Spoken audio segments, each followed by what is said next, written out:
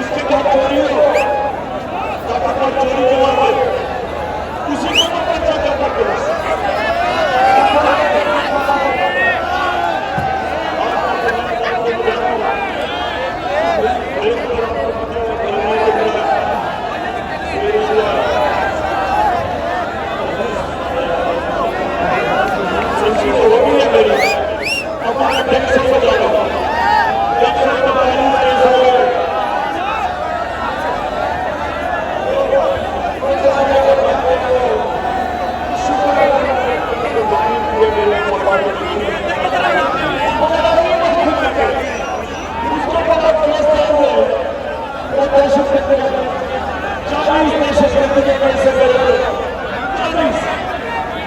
सोचे वो बेचारा गरीब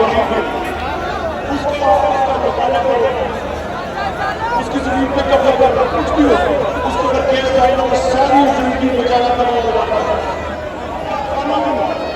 उसकी हिफाजत नहीं करता और इसलिए दो गुलाम रहते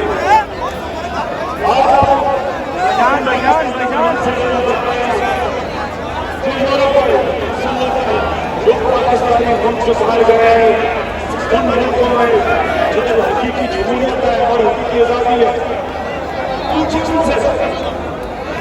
कि क्या उनके मुल्क में कब्जा होता है कमजोर की जमीन पे कब्जा करता है